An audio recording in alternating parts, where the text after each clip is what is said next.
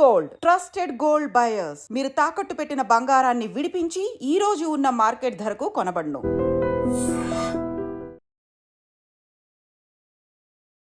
నమస్కారం, welcome to I dream. ధర్మ మార్గం విత్ విజిత కార్యక్రమానికి స్వాగతం.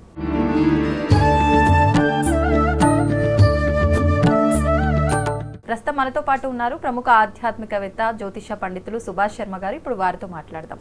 నమస్కారం గురుగారు. శ్రీమాత్రి నమః. గురుగారు, మనకు ఈ మాసంలో అంటే ప్రత్యేకించి మే మాసంలో గ్రహాలు మార్పులు ఏదో జరగబోతోంది అని చెప్పి, ముఖ్యంగా గురుగ్రహం యొక్క మార్పు వలన కొంత ప్రభావం ఉండబోతోంది అని చెప్పి వినిపిస్తోంది.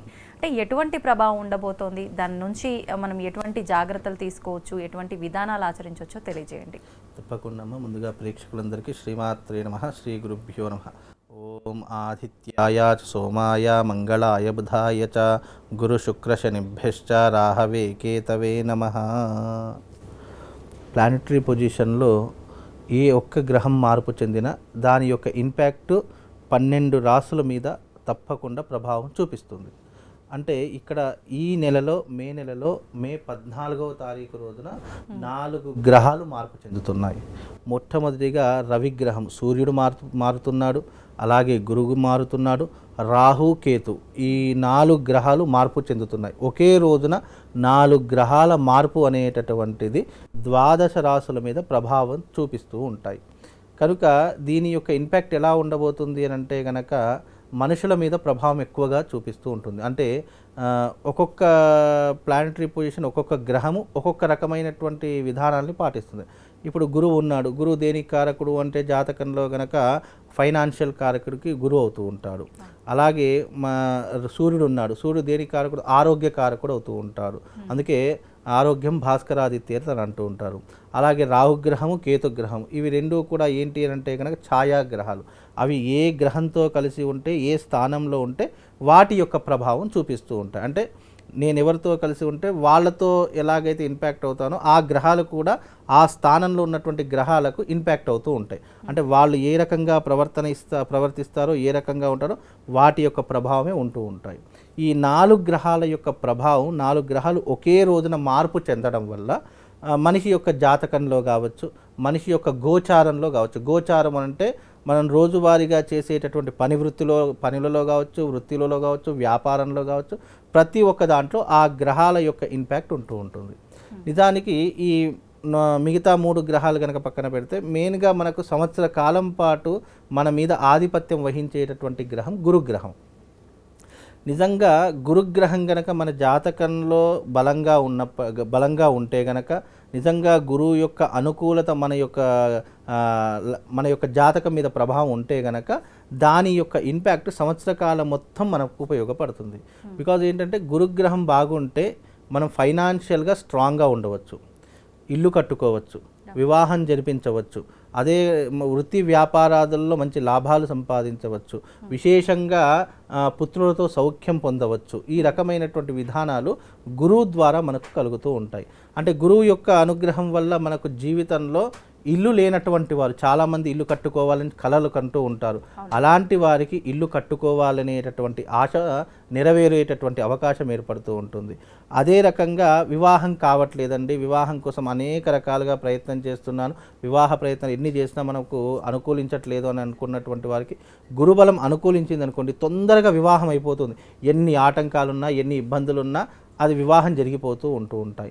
ఈ రకంగా ఫైనాన్షియల్ ప్రాబ్లమ్స్, చాలామంది అప్పుల బాధతో ఇబ్బందులు పడుతూ ఉంటారు, లేదా వృత్తి వ్యాపారాదులలో వ్యాపారం సరిగ్గా నడవకపోవచ్చు. అలాంటి వారికి కూడా గురు అనుగ్రహం ఉంటే గనక వృత్తి వ్యాపారాదులలో మంచి లాభాలు చేకూరుతాయి. అంటే మంచి లాభాలను సంపాదించవచ్చు, గ్రోత్ పెరుగుతూ ఉంటుంది. అలాగే అప్పుల బాధలు తొలగిపోయేట, ఇప్పుడు మనకు వృత్తి వ్యాపారం మంచిగా నడిచింది అనుకోండి, ఆటోమేటిక్గా అప్పులు తరిగిపోతూ ఉంటాయి. ఆ రకంగా గురువు మార్పు చెందడం వల్ల ఇన్ని రకాలైనటువంటి బెనిఫిట్స్ మనకు ఉంటూ ఉంటాయి. అందుకే మే 14వ తారీఖు వృషభ రాశిలో నుంచి మిథునంలోకి అడుగు పెడుతూ ఉంటాడు గురువు. మిథునంలోకి అడుగు పెట్టిన తర్వాత 4 రాశుల వారికి జీవితంలో చాలా అద్భుతాలు జరుగుతాయి. ఒకటి ధనస్సు, మకర, కుంభం, మీనం, ఈ రాశుల వారికి మహర్జాతకం పట్టబోతుంది. అంటే వీళ్ళకు చాలామంది ఏమనుకుంటారు, ఏలినాటి శని ప్రభావం ఉంది, దీని యొక్క ఇంపాక్ట్ ఉండొచ్చు ఉండకపోవచ్చు అనుకుంటారు. కానీ గురువు యొక్క అనుకూలత ఉంది అని అనుకోండి, శని ప్రభావం కూడా తగ్గుముఖం పట్టేటటువంటి అవకాశం ఉంటుంది. శని అంతగా పీడించడం కానీ బాధించడం కానీ ఉండదు. అంటే శని ఏలినాటి శని ఇది నడుస్తున్న వాళ్ళు గురువు బలం పెరగడం కోసం ఏదైనా చేస్తే దాని ప్రభావం తక్కువగా ఉంటుంది. 100% ఉంటుంది. 100% ఉంటుంది. ఎందుకంటే ప్లానెటరీ పొజిషన్లో గురువు యొక్క బలం మనకు చాలా అద్భుతంగా ఉందనుకోండి, మిగతా ఏ గ్రహాల యొక్క బలహీనత మనకున్నా దాని యొక్క ఇంపాక్ట్ మనకు ఉండదు. బికాజ్ ఏంటంటే గురువు యొక్క అనుకూలత అంత పవర్ఫుల్గా ఉంటుంది. అందుకే గురుముఖతగా ఏది చేసినా కూడా అది మనకి జీవితంలో 100ంతల ఫలితాన్ని అందజేస్తుంది. అందుకే ఈ యొక్క గురువు యొక్క మార్పు వల్ల ఈ 4 రాసుల వారికి ఆర్థిక పరంగా కలిసి వస్తుంది, అలాగే ఫైనాన్షియల్ పరంగా కలిసి వస్తుంది, ఈ వృత్తి వ్యాపారాదులలో కలిసి వస్తుంది. కొన్ని రకాలుగా ఫైనాన్షియల్ స్టేటస్ పెరిగేటటువంటి అవకాశాలు ఈ 4 రాసుల వారికి ఏర్పడబోతాయి. కనుక ఈ యొక్క మే 14 తర్వాత వీళ్ళ యొక్క జాతకం తిరగబోతుంది. అద్భుతమైనటువంటి అవకాశాలు వస్తాయి. అది ఎంతవరకు అని అంటే ఈ గురుగ్రహము వృషభం నుంచి మిథునంలోకి ఉన్నంత కాలమే పనిచేస్తుంది. దాని తర్వాత మళ్ళీ మార్పు చెందుతాయి. ఈ దాదాపు 1 ఇయర్ పాటు ఉంటుంది. 1 ఇయర్ పాటు ఉంటుంది.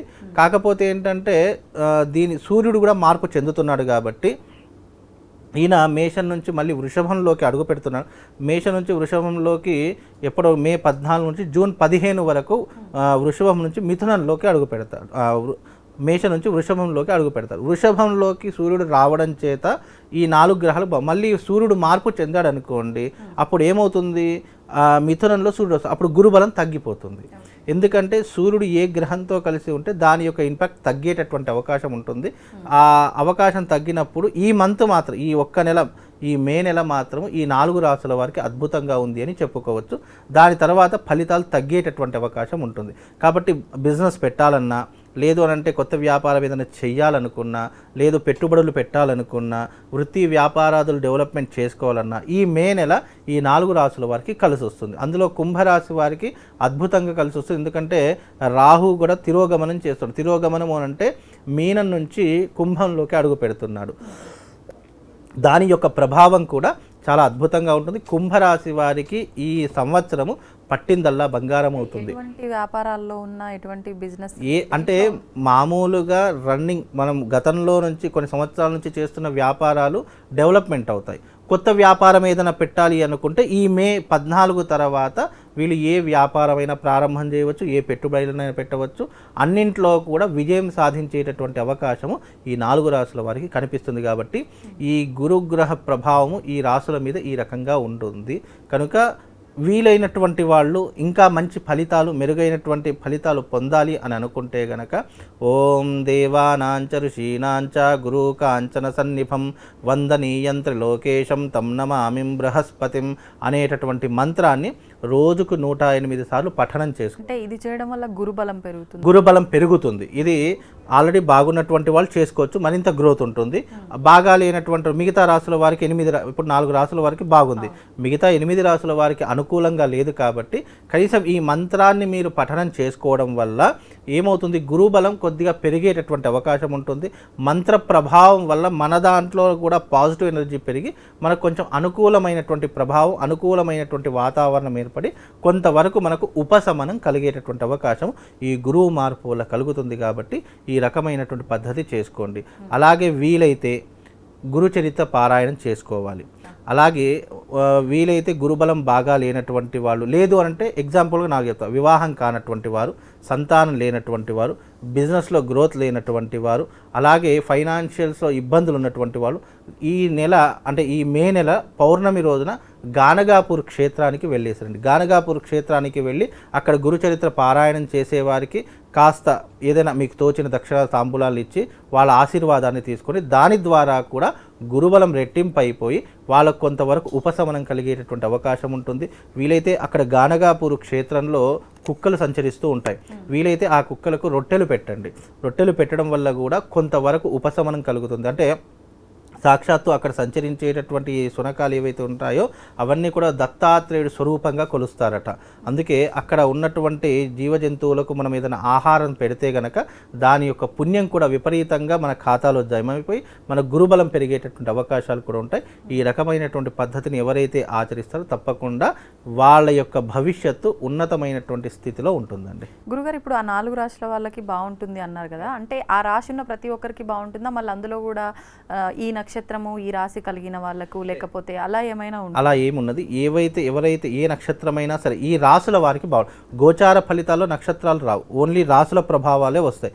కనుక ఈ యొక్క గురువు మార్పు వల్ల ముఖ్యంగా ధనస్సు, మకర, కుంభ, మీన రాశి వారికి చాలా అద్భుతమైనటువంటి ఫలితాలు ఉన్నాయి. ఎందుకంటే ఈ యొక్క 14వ తారీఖు రోజున 4 గ్రహాలు మారుతున్నాయి.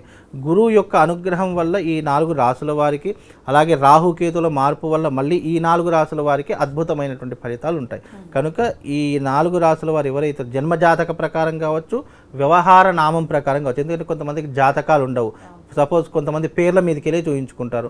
ఆ పేర్ల మీదకి వెళ్ళి ఉన్నటువంటి జాతకులకు కూడా ఇది వర్తిస్తుంది కాబట్టి సెకండరీ ఆప్షన్ కాబట్టి ఈ రకమైనటువంటి జాతకులకు ఈ రకమైనటువంటి పరిహారం చేసుకుంటే కొంతవరకు ఉపశమనం కలిగేటటువంటి అవకాశం ఉంటుందండి. ధన్యవాదాలండి.